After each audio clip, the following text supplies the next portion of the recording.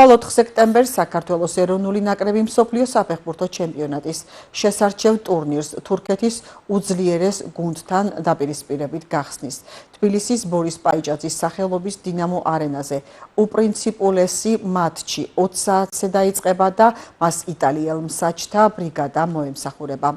უშუალოდ შეხვედრას კი მსოფლიოს ერთ-ერთი საუკეთესო რეფერი დავიდე მასა განსჯის. როგორია ფეხბურთის გურჯაანელი გულშემატკივრების მოლოდინი, ჩვენი გამოკითხვა.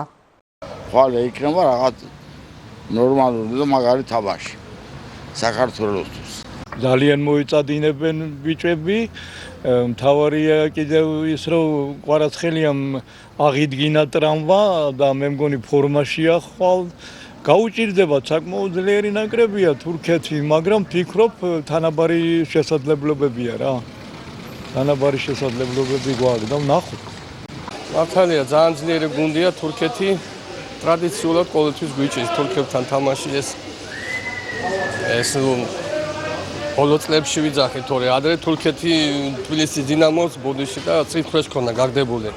ეხლა დრო შეიცვალა, ისინი ძალიან ძლიერები არიან და ასე რომ ძალიან რთულ თამაშს ველოდები.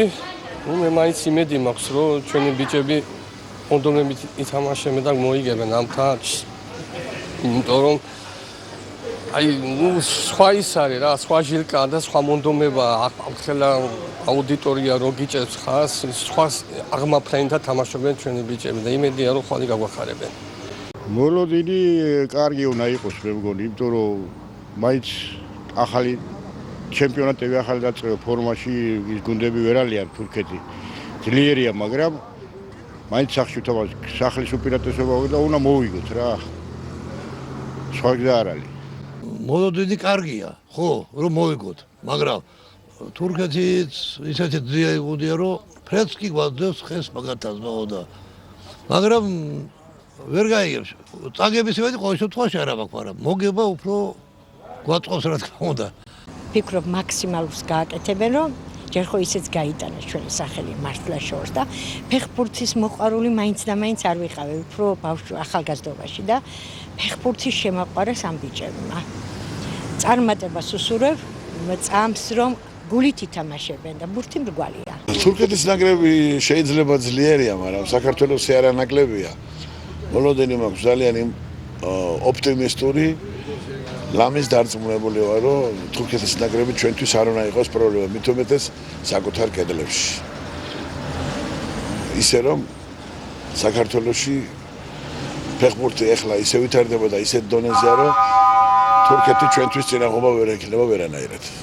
ფიქრობ, რომ საკმაოდ რთული მატჩი იქნება, იმიტომ რომ პრინციპული მეტოქეები ვართ ერთმანეთისთვის, თანაც ჯგუფიდან გამომდინარე ორივე გსურს რომ უძლიერეს მეტოქე ესპანეთს გაუწიოთ კონკურენცია, საკმაოდ რთული ჯგუფია, ესეც არ ახალია, იმიტომ რომ პრაქტიკულად ყველა სხვა შესარჩევ ჯგუფთან შედარებით ჩვენი ჯგუფია ყველაზე ძლიერი მეტოქეებიდან გამომდინარე და თავის კალათებიდან. ასე რომ რა ვიცი, ვფიქრობ, რომ საკმაოდ დიდი ბრძოლა იქნება, რა ვიცი, შანსები თანაბარია. მოგების შემთხვევაში საკმაოდ კარგ განაცხადს გავაკეთებთ შემდეგ ეტაპზე საბრძოლველად. ცუდია რომ კიტეიშვილი და ჩაკვეტაძე არ გვეყოლება, ძალიან დიდი დანაკლისია, თუმცა ალბათ ზურიკო და ალბათ მექვაბიშვილი შეეცდებიან რომ სრულფასოვნად შეცვალონ ეს დანაკლისი. ყოველ შემთხვევაში სანიოლმა უკეთ იცის. ნახოთ რა იქნება. ორივე თამაში მოსაგებია, იმიტომ რომ რამდენიმე დღეში ბულგარეთთანაც გვაქვს ასევე შინდა. ვფიქრობ, რომ ბულგარეთთან ისეთი რთული არ იქნება. თურქეთთან არის მთავარი ესეთი ჯახი და ბრძოლა და ნახოთ, რა ვიცი, იმედიანად ვართ, თუმცა ისეთი მომენტია, რომ ცოტა ფორტუნაც უნდა ჩვენსკენ იყოს წარმატებისთვის.